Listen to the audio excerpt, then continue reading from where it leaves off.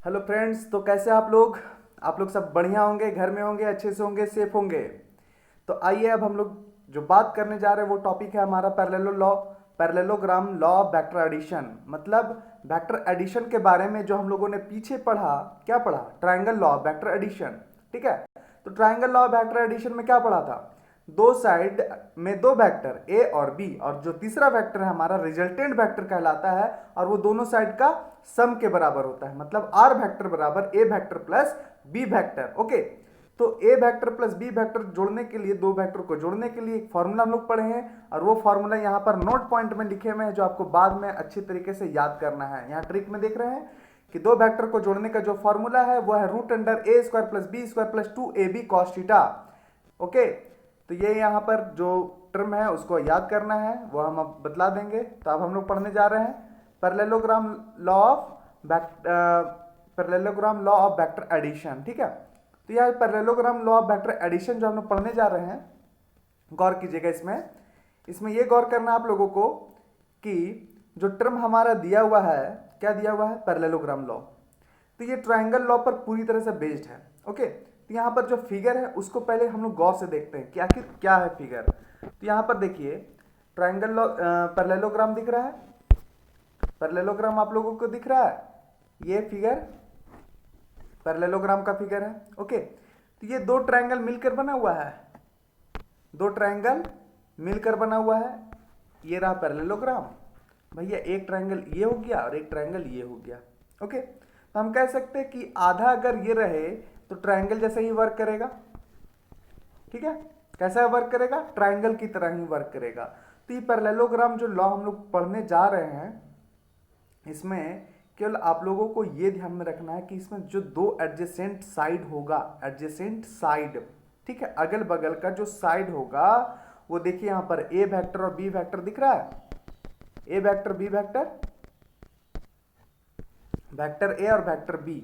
अगर कभी भी दो वेक्टर एक ही जगह से स्टार्ट हो रहा है, मतलब उसका टेल एक ही जगह पर है, दोनों वेक्टर ए वेक्टर और बी वेक्टर इधर इधर जा रहा है, ठीक है, तो रिजल्टेंट वेक्टर हमेशा 20 से पार होगा। रिजल्टेंट वेक्टर हमेशा 20 से पार होगा, और ये दोनों के सम के बराबर होगा। किसके बराबर? दोनों के सम के बराबर। आगे बहुत जगह मिलने वाला है ये टर्म, जिसको पैरेललोग्राम लॉ अगर याद ना हो तो आगे बहुत दिक्कत होने वाला है। रिजल्ट वगैरह सेम टू सेम जो ट्रायंगल लॉ में पढ़े ना, टू कॉपी पेस्ट है, एकदम कॉपी पेस्ट किए हुए हैं, एकदम कोई दिक्कत नहीं। रिजल्ट उजल्ट सब वही फॉर्मूला पे। लेकिन यहाँ समझने वाली बात है कि दो वेक्टर, एक वेक्टर अगर ऐसे जा रहा हो और दूसरे वेक्टर इस टाइप से कुछ ना कुछ एंगल बनाते हुए अगर जा रहा है, दोनों का टेल एक ही जगह पर है, ठीक है, तो उसका जो रिजल्टेंट वेक्टर वो 20 से जाएगा। अब दोनों को मिला देंगे तो यहाँ पैरेललोग्राम बन जाएगा। ओके। तो पैरेललोग्राम वेक्टर जो हम लोग हमारा टर्म था, वो गौर से देखिएगा। फिगर को हम अच्छे से क्लीन कर देते हैं। अब यहाँ पर देखिए, ए वेक्टर दिख रहा है, और ट्रायंगल लॉ में बी वेक्टर इधर था, इसमें भी बी वेक्टर इधर ही है। दिख रहा है कैसे? क्योंकि ये साइड और ये साइड बराबर होगा, ये साइड और ये साइड बराबर होगा। पैरेललोग्राम का रूल है, लॉ है, नियम है, हम लोग प्रॉपर्टीज भी है जो हम लोग जान रहे हैं। ओके। तो ए वेक्टर इधर और बी वेक्टर इधर, जब दो वेक्टर दो साइड्स में हो तो इसका रिजल्टेंट वेक्टर ये होगा। यही ट्रायंगल लॉ में पढ़े थे, इसमें भी वही दिखाई दे रहा है, बस वही लॉ का यूज करते हुए इसमें लिखे हुए हैं। अब हम लोग डेफिनेशन इसका देखते हैं। ठीक है।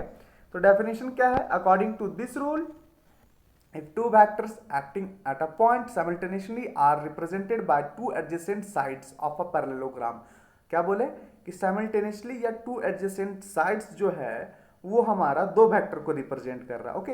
Then resultant of this vector is along diagonal of the parallelogram. तो जो रिजल्टेंट वेक्टर होगा वो डायगोनल से पास होगा, 20 से पास होगा।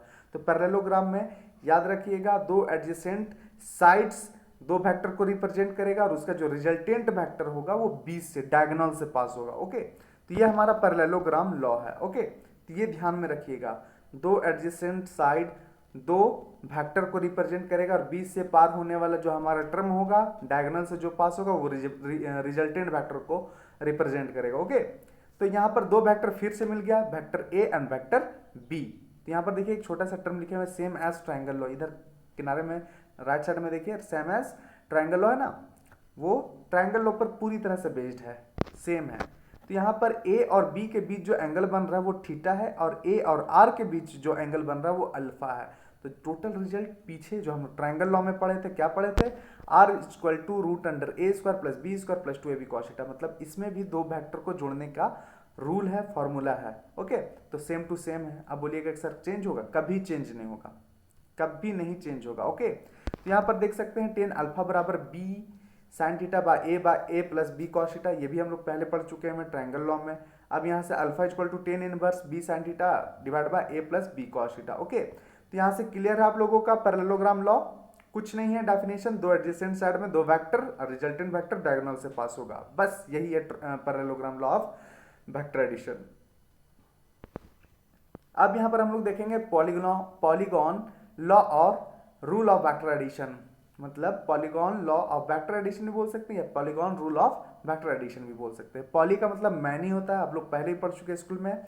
गॉन का मतलब एंगल, अगर बहुत सारे एंगल आ जाए तो क्या कीजिएगा आप, तो अगर बहुत सारा एंगल आ जाए, if many vector are magnitude and direction are represented as regular sides of a polygon in same order, then the side which joints tail of first vector and head of last vector represent their resultant vector in opposite order in both magnitude। तो यहाँ पर गौर से देखिएगा ये figure को हम थोड़ा सा जूम कर रहे हैं और समझिएगा ये चीज को, ठीक है। डेफिनेशन के जगह हम जो बतला रहे हैं उस पर ज्यादा ध्यान दीजिएगा। मान लीजिए दो साइड सेम ऑर्डर में है, A vector B vector. Okay, अब दोनों का जो रिजल्टेंट होगा वो तीसरा साइड होगा, इतना तो हम लोग जान रहे हैं ट्रायंगल लॉ में। ओके, अब यहां पॉलीगॉन का बात हो रहा है, तो भैया अब मान लीजिए ई वेक्टर का काम खत्म, अब वेक्टर ये है और वेक्टर ये है, एक वेक्टर है ये और एक वेक्टर है सी और एक वेक्टर ए प्लस बी, तो रिजल्टेंट वेक्टर क्या हो जाएगा, A plus B plus C. Okay, अब जो हमारा साइड है वो है एक vector A plus B plus C और एक वेक्टर है डी, एक वेक्टर है डी। ओके, तो यहां पर a plus B plus C और d हो जाएगा हमारा, कोई दिक्कत नहीं। तो ये जो चौथा वेक्टर है हमारा वो हो जाएगा a plus B plus C plus D हो जाएगा रिजल्टेंट। उसी तरह करके जोड़ जोड़कर हम लिखते जाएंगे, साइड निकलते जाएगा। तो रिजल्टेंट वेक्टर हम लोग को क्या मिला, r वेक्टर बराबर a vector plus b vector plus d vector plus e vector. Okay, तो ये वेक्टर है, रिजल्टेंट वेक्टर का फॉर्मूला हो जाएगा A vector plus B vector plus C vector plus D vector plus E vector. अब सवाल उठता है कि भैया ये क्वेश्चन को या फिर इसका वेक्टर सम कैसे करेंगे, दो ठो रहता तो भैया इजिली हम बना लेते हैं भैया कि root under A square plus B square plus 2ab cos theta, a square plus B square plus 2ab cos theta हम लोग इजिली सॉल्व कर लेते हैं उस टर्म को। ओके, तो यहाँ पर हमारा जो टर्म है, यहाँ पर जो हमारा टर्म है वो है A vector plus B vector plus C vector plus D vector plus E vector, बहुत सारा है ना। तो बहुत सारा अगर टर्म हो जाए तो घबराना नहीं है, रिलैक्स। आप इसको दो भाग में तोड़ दीजिए, ए प्लस बी प्लस सी को एक भाग में एक ब्रैकेट में, डी प्लस ई को एक ब्रैकेट में, कोई दिक्कत नहीं। उसके बाद फॉर्मूला अप्लाई कर दीजिए, थोड़ा लंबा जाएगा लेकिन बन जाएगा, ठीक है। तो इतना ध्यान में रखिएगा कि पॉलीगॉन का यूज बहुत कम है, ठीक है, पॉलीगॉन का यूज बहुत कम है, हम लोगों का यूज है ट्राइंगल और पैरेललोग्राम का। तो ट्राइंगल का जो दो वेक्टर का सम का रिजल्ट है वो याद रखिएगा। अब हम लोग देखने वाले हैं कि दो वेक्टर को घटाएंगे कैसे। तो हम शुरू में ही पहले दिन बतला दिया था ट्राइंगल लॉ के दिन ही कि दो वेक्टर अगर जोड़ना सीख गए तो घटाना भी आसान हो जाता है। जैसे यहाँ पर दिखलाए हुए हैं subtraction of two vector, consider two vector A and B, दो वेक्टर माने हुए ए और बी। तो यहाँ पर दिख रहा है आर रिजल्टेंट वेक्टर बराबर A vector minus B vector किए हुए हैं। अब इसको हम ए वेक्टर माइनस बी वेक्टर को लिख सकते हैं ए वेक्टर प्लस ब्रैकेट में माइनस बी वेक्टर, आसानी से प्लस माइनस माइनस हो जाएगा। अब हम लोग जो फॉर्मूला ऊपर में पढ़े थे भैया, यही ना पढ़े थे, R equal to root under A square plus B square plus 2ab cos theta, ठीक है। तो 2ab cos थीटा हम यहाँ रख सकते हैं। अब b के जगह में माइनस बी पुट कर दीजिए, वही फॉर्मूला में a के जगह में माइनस बी पुट कर दीजिए। तो माइनस बी पुट कर देंगे और माइनस बी के बाद यहाँ पर हम रिजल्ट डायरेक्ट लिख सकते हैं। ये हो गया थॉट, अपना क्रिएशन, अपना कॉमन सेंस। ओके, तो हम बच्चों को हमेशा समझाते हैं कि कंसेप्ट है उसको रख के चलना है, तो सबसे पहले अपना कॉमन सेंस लगाइएगा। तो कॉमन सेंस जो पीछे पढ़ चुके हैं उसी में थोड़ा थोड़ा सेंस अपना लगाकर सेंस ऑफ ह्यूमर यूज कीजिएगा और आगे क्वेश्चन को सॉल्व कीजिएगा। क्योंकि आप लोगों का जो एबिलिटी है वो एबिलिटी सिर्फ फॉर्मूला बेस्ड नहीं होना चाहिए, वो एबिलिटी आप लोगों का पूरा क्रिएटिविटी अपना खुद का माइंड होना चाहिए, ठीक है। तो उसको ध्यान में रखिएगा। तो यहां पर देखिए कैसे लिखे हुए हैं कि एक वेक्टर बी अगर ऊपर जा रहा है तो माइनस बी वेक्टर नीचे आएगा। तो यहाँ फिगर में गौर से देखिएगा, ये प्लस की ओर जाता है, ये माइनस की ओर वेक्टर दिखला रहे हैं। ये हो गया ए वेक्टर, ये हो गया बी वेक्टर। अब अगर ये एंगल थीटा है तो भैया ये एंगल 180 माइनस थीटा हो जाएगा। ओके, 180 माइनस थीटा हो जाएगा। तो यहाँ पर हम ए और माइनस बी के बीच में जो एंगल बन रहा है वही पुट कर देंगे, 180 minus theta. Cos 180 minus theta क्या होता है? Minus cos theta. भुला गए? स्कूल में पढ़े थे हम लोग, कॉस 180 माइनस थीटा या कॉस 90 माइनस थीटा क्या होता है? सिर्फ कॉस थीटा होता है, साइन थीटा होता है 90 में, लेकिन cos 180 minus theta minus cos theta होगा। ओके, तो यहाँ माइनस कॉस थीटा लिखे हुए। अब फॉर्मूला क्या हो जाएगा हमारा? रूट अंडर ए square plus B square minus 2ab cos theta. अब जब माइनस करना हो तो सिर्फ माइनस 2ab कॉस थीटा आ जाएगा। ओके, तो इसके लिए स्पेशल टर्म मत याद रखिएगा, ए प्लस बी वाला ही याद रखिएगा, बी के जगह में माइनस बी पुट कर दीजिए, रिजल्ट आ जाएगा आपका। ओके, अब यहाँ पर कुछ फॉर्मूला है जो आप लोगों को याद करना था स्कूल्स में। वो फॉर्मूला ए प्लस बी का होल स्क्वायर, ए माइनस बी का होल स्क्वायर, ए प्लस बी प्लस सी का होल स्क्वायर। अब यहाँ पर जो क्वेश्चन शुरू होगा वो आप लोगों का कंपटीशन, दिमाग को हिलाकर रख देगा। ठीक है, अगर आप में अगर वो एबिलिटी है कि नहीं हम आईआईटी ब्रेक कर सकते हैं, एआईपीएमटी ब्रेक कर सकते हैं आसानी से, तो वो अब दिखाने का टाइम आ चुका है। ठीक है, तो यहाँ पर एक छोटा सा इंपॉर्टेंट टर्म हम दिखलाना चाहते हैं कि दो वेक्टर को अगर जोड़कर स्क्वायरिंग करेंगे तो क्या होगा। तो यहाँ पर एक छोटा सा मेरा माइनर मिस्टेक हो गया, उसको आप सुधार लीजिएगा। यहाँ पर स्क्वायरिंग छूट गया, देखिएगा ए प्लस बी का स्क्वायर यहाँ लिखना था। ओके, तो लिख लीजिएगा आप अपने नोट्स में। ओके, तो यहाँ पर दिख रहा है A square plus B square plus 2a dot B लिखे हुए हैं। देखिए गुना दो तरह का होता है, मल्टीप्लाई दो तरह का होता है। हम सिखाएंगे वो मल्टीप्लाई दो तरह का कौन कौन सा होता है। बस अभी ये जानिए कि दो तरह का मल्टीप्लाई होता है, डॉट और क्रॉस। गुना के लिए कभी कभी बिंदु भी दे देते हैं और कभी कभी क्रॉस दे देते हैं। ठीक है, तो क्रॉस वाला मैथ में हम लोग ज्यादातर यूज किए हैं। डॉट और क्रॉस दोनों का दोनों दिखाई देगा यहाँ फिजिक्स में। ठीक है, तो डॉट प्रोडक्ट होता है, मतलब डॉट वाला मल्टीप्लीकेशन और एक क्रॉस वाला मल्टीप्लीकेशन, तो दोनों में अंतर बतलाएंगे। बस आप लोग ये ध्यान में रखिएगा ना कि जब डॉट दो वेक्टर के बीच में बिंदु दिखेगा तो उसको डॉट प्रोडक्ट बोलेंगे और क्रॉस दिखेगा तो उसको क्रॉस प्रोडक्ट बोलेंगे। यहाँ किनारे में देखिए गौर से, दिख रहा है ए डॉट बी बराबर ए बी कॉस थीटा, मतलब डॉट जब भी वेक्टर से आजाद होता है ना तो उसके साथ कॉस थीटा जुड़ जाता है। क्या जुड़ता है? कॉस थीटा जुड़ता है। और क्रॉस दो वेक्टर के साथ में रहता है और वो जब भी आजाद होता है ना तो उसके साथ साइन वेक्टर आता है, सॉरी साइन थीटा आता है। ओके, तो ये माइंड में सेटअप कीजिए, डॉट हटेगा कॉस थीटा, क्रॉस हटेगा साइन थीटा, याद कीजिए उसको। ओके, तो अच्छे से याद करने के लिए भैया आपको बार बार बोलना होगा। अगर मेरे को या फिर किसी भी टीचर को किसी प्रकार से हर कंसेप्ट अगर अच्छे से मजबूती से पकड़ा हुआ है तो उसके पीछे एक ही रीजन है कि वो टीचर बार बार बोल बोल कर प्रैक्टिस किए, लिख लिख कर प्रैक्टिस किए, तो आपको भी वही करना होगा। तो यहाँ दो तीन फॉर्मूला है, आप लोग देख सकते हैं। यही फॉर्मूला के यूज से अब बनेगा जो नेक्स्ट लेवल का क्वेश्चन है, लेवल 2। 1 में हम लोग 10 क्वेश्चन देख लिए और वो 10 क्वेश्चन का सॉल्यूशन अगर आप लोगों के पास नहीं पहुंच पाया है किसी वजह से तो उसका सॉल्यूशन हम देंगे पीडीएफ के रूप में, उससे मिला लीजिएगा और जो छोटा मोटा प्रॉब्लम होगा वो पूछ लीजिएगा। ओके, तो प्रॉब्लम तो नहीं होना चाहिए क्योंकि क्वेश्चन का लेवल एकदम सबसे नीचे वाला दिए हुए थे। अब है लेवल 2 कि अगर क्वेश्चन भी पूछा है बहुत बार एग्जामिनेशन में, सीबीएसई वाले फोकस करेंगे यहाँ पर कि A vector plus B vector mod में है equal to mod A vector minus B vector given में है ये हमारा, तो ए और बी का एंगल फाइंड कीजिए। कैसे फाइंड करेंगे? लगाइए, है कोई कॉमन सेंस? लगा सकते हैं?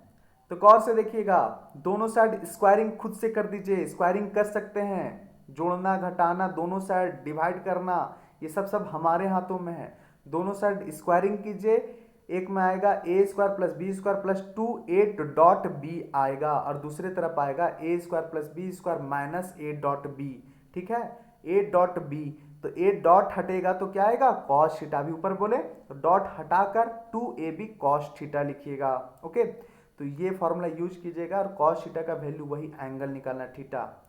ओके, तो कॉमन सेंस लगाइएगा यहाँ पर। अब यहाँ पर दिख रहा है vector A plus vector B plus vector C बराबर 0 दिया हुआ है सेकंड क्वेश्चन में, और ए का वैल्यू 1 है, बी का वैल्यू 2 और सी का वैल्यू 3 है। देखिए मैग्नीट्यूड में दिया हुआ है, किस चीज में दिया हुआ है? मैग्नीट्यूड। अब बहुत सारे स्टूडेंट क्या होंगे कि इसमें से डायरेक्ट ए और बी सी का वैल्यू पुट करके यहाँ आंसर निकालने का कोशिश करेंगे। गलत हो जाइएगा। अगर जहां कोशिश किए हैं तो कॉमन स्टूडेंट का बात है, मतलब जो नॉर्मल स्टूडेंट है ना उन लोग वैसा करेंगे। ए बी सी का वैल्यू यहाँ पर पुट करके जीरो से इक्वेट करना चाहेंगे, पता चलेगा जीरो आंसर आ गया या कुछ ना कुछ आंसर आ गया। अरे कुछ भी आंसर आएगा वो आप गलत कर रहे हो, पक्का गलत कर रहे हो। क्यों गलत कर रहे हो? क्योंकि वो मेथड नहीं है। ओके, क्योंकि यहाँ मैग्नीट्यूड में दिया हुआ है रिजल्ट और आप यहाँ वेक्टर में पुट कर दे रहे हैं सीधा। क्वेश्चन पूछ रहा है A dot B plus B dot C plus C dot A बराबर फाइंड करना है इसका वैल्यू। तो भैया यहाँ पर जो गिवन दिया हुआ है ना हमारा, कुछ मत कीजिए, यहाँ जो गिवन दिया हुआ ये A vector plus B vector plus C vector बराबर 0, दोनों साइड स्क्वायरिंग मार दीजिए। स्क्वायरिंग मारने के बाद vector A plus B plus C का होल स्क्वायर हो जाएगा। तो हम तो रट्टा मारे हुए थे स्कूल में ही, 6 क्लास में रट्टा मारे थे formula. A plus B plus C का होल स्क्वायर क्या होता था? A square plus B square plus 2ab, A square plus B square plus C square plus 2ab plus 2bc plus 2ca। रट्टा मारे हुए थे स्कूल में। 2 कॉमन ले लेंगे भैया सबसे, तो 2 ब्रैकेट में हो जाएगा A dot B plus A dot C plus B dot C हो जाएगा। तो ए डॉट बी देखिए वही उसकी उसी का तो रिजल्ट पूछा हुआ है। तो जैसे ही 2 कॉमन निकालिएगा और A square plus B square plus C square put कीजिएगा तो ए के जगह में 1 आप पुट कर सकते हैं, क्योंकि वो मैग्नीट्यूड के फॉर्मेट में आ गया, स्क्वायर में आ गया ना। ए बी सी का वैल्यू पुट कीजिएगा, अब सॉल्व कीजिएगा, आंसर आप लोगों का आ जाएगा। तो आंसर -7 है, ब्रैकेट में छोटा छोटा करके आंसर मैंने लिख दिया है। तो आंसर पे टेंशन ना लीजिए, आप लोग सॉल्यूशन कीजिए। ओके, तो यहाँ पर देखिएगा क्वेश्चन नंबर जो 3 है, ए बी सी वेक्टर दिया हुआ है उसी टाइप का है, लेकिन अब पूछ रहा है ए और बी के बीच में एंगल कितना होगा। अगर ये क्वेश्चन जो बना लेते हैं, theta equal to 0 degree answer है, विदाउट किसी भी चीज का मदद मत लीजिएगा, अपना पहले दिमाग चलाइएगा, उसके बाद यूट्यूब और अति फलना ढिमका कीजिएगा। ठीक है, अपना दिमाग को आप पूरी तरह से डेवलप नहीं होने दे रहे हैं वही मोबाइल की मदद से। दिमाग को डेवलप होने दीजिए अपना, आप दबा कर रखे हुए उस चीज को। पहले के जमाने वाले लोग इतने प्रॉपर, इतने हाईली माइंड कैसे होते थे? क्या उनके पास ये टेक्नोलॉजी थी? 10-15 साल ये आई हुई भारत में आया हुआ टेक्नोलॉजी है। 10 साल पहले तो हम मोबाइल ठीक से देखे भी नहीं थे कि मोबाइल होता कैसे है, कैसा है। और आप लोगों के पास मोबाइल आ गया है तो भैया हल्का सा जोड़ना भी है तो मोबाइल का यूज करेंगे। तो आप लोग कहाँ से साइंटिस्ट और इंजीनियर बनिएगा? कभी नहीं बन पाइएगा उस तरह से। अपना माइंड को ओपन कीजिए और उसी से दिमाग लगा के सॉल्यूशन कीजिए इसका। ओके, सारा क्वेश्चन खुद से सॉल्यूशन कीजिए, आगे हमने बतलाएंगे, नेक्स्ट हिंट करेंगे तब और सॉल्यूशन के साथ बतलाएंगे। अब जो कुछ ट्रिक है वो ट्रिक लिख लीजिएगा कि मैक्सिमम रिजल्टेंट का वैल्यू कितना होता है। तो थीटा 0 डिग्री जब लेते हैं तब मैक्सिमम वैल्यू होता है, थीटा जब 180 डिग्री लेते हैं तो मिनिमम वैल्यू होता है रिजल्टेंट का। और उसके लिए फॉर्मूला आर मैक्स और आर मिनिमम का वैल्यू है। आर मैक्स का ए प्लस बी हो जाएगा डायरेक्ट इंडिपेंडेंटली, और मिनिमम का ए माइनस बी, मतलब मिनिमम का ए माइनस बी और मैक्सिमम का ए प्लस बी हो जाएगा। तो कुछ इंपॉर्टेंट टर्म है जो ऑब्जेक्टिव में इससे क्वेश्चन तैयार होगा ट्रिक वाला से, कि resultant is maximum when the vector A and B same direction. Vector A और बी जब सेम होगा तब हमारा मैक्सिमम क्या होगा? रिजल्टेंट मैक्सिमम होगा। सेम का मतलब समझते हैं? नहीं समझते हैं।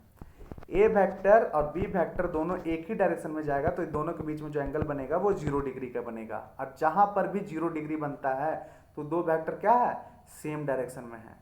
और जहां अपोजिट बन जाए, दोनों वेक्टर दो डायरेक्शन में जा रहा है, एक वेक्टर इधर एक वेक्टर इधर, तो दोनों के बीच में 180 डिग्री का एंगल बनता है। कितना? 180 डिग्री का एंगल। और वही 180 पर आप लोगों को फोकस करना है कि अपोजिट तो 180, सेम तो 0 डिग्री। ओके, याद रखिएगा ये चीज, ये छोटा चीज बोल रहे हैं लेकिन आगे 20 बार यूज होने वाला आगे के चैप्टर्स में। ओके, तो मिलते हैं नेक्स्ट वीडियो में। आप मेरा वीडियो कैसा है कैसा नहीं है कुछ कमेंट के जरिए बतलाइए। आप सिर्फ वीडियो देखकर छोड़ देते हैं, स्वार्थ अपना दिखला रहे हैं, सेल्फिश अपना दिखला रहे हैं। सेल्फिश मत बनिए। अगर आप मेरे से कुछ ले रहे हैं तो कुछ मैं भी उम्मीद करता हूं कि आप भी मेरे को कुछ दीजिएगा। तो मेरे को कुछ मत दीजिए, लाइक शेयर कमेंट ये तीनों का तीनों आप जरूर कीजिए। अगर मेरे को दिल से आप अपना दोस्त भाई जो मानते हैं, सर जो भी मानते हैं, मेरे को जरूर दीजिए अपना प्यार। ओके, तो मिलते हैं नेक्स्ट वीडियो में। और ये वीडियो कैसा लगा वो कमेंट में जरूर से जरूर लिखिएगा। ओके, और शेयर जरूर कीजिएगा ताकि इसका फायदा सिर्फ आपको ना मिले औरों को भी मिले। तो मिलते हैं नेक्स्ट वीडियो में।